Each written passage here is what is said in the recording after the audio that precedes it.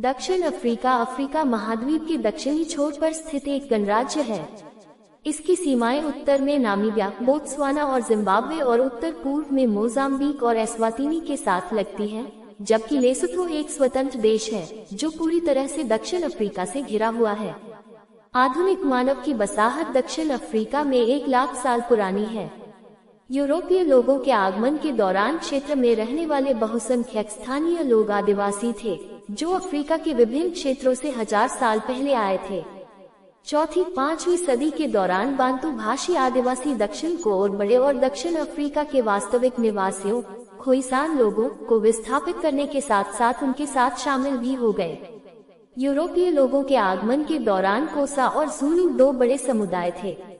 Cap समुद्री मार्ग की खोज के करीबन 1.5 शताब्दी बाद 1962 में डच ईस्ट इंडिया कंपनी ने उस जगह पर खानपान केंद्र रिफ्रेशमेंट सेंटर की स्थापना की, जिसे आज केप टाउन के नाम से जाना जाता है। 1806 में केप टाउन ब्रिटिश कॉलोनी बन गया।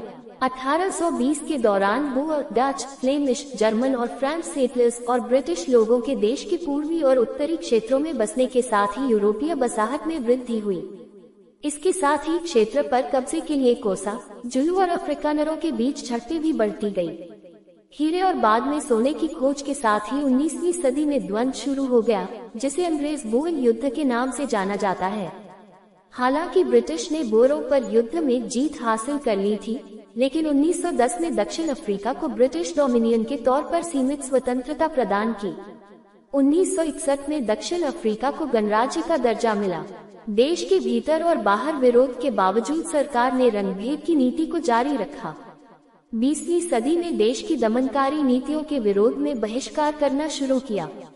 काले दक्षिण अफ्रीकी और उनके सहयोगियों के सालों के अंदरूनी विरोध, कार्रवाई और प्रदर्शन के परिणाम स्वरूप आखिरकार 1990 में दक्षिण अफ्रीकी सरकार ने वार्ता शुरू की, जिसकी परिणति भेदभाव वाली नीति के खत्म होने और 1994 में लोकतांत्रिक चुनाव से हुई।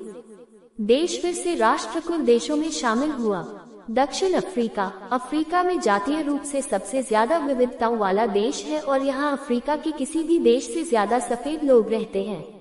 अफ्रीकी जनजातियों के अलावा यहाँ कई एशियाई देशों के लोग भी हैं, जिनमें सबसे ज्यादा भारत से आए लोगों की संख्या है।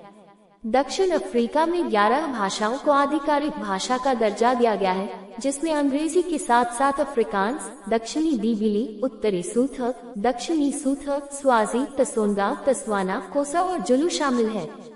किसी एक देश में बोली जाने वाली भाषाओं की संख्या के हिसाब से यह बोलिविया और भारत के बाद तीसरा देश है।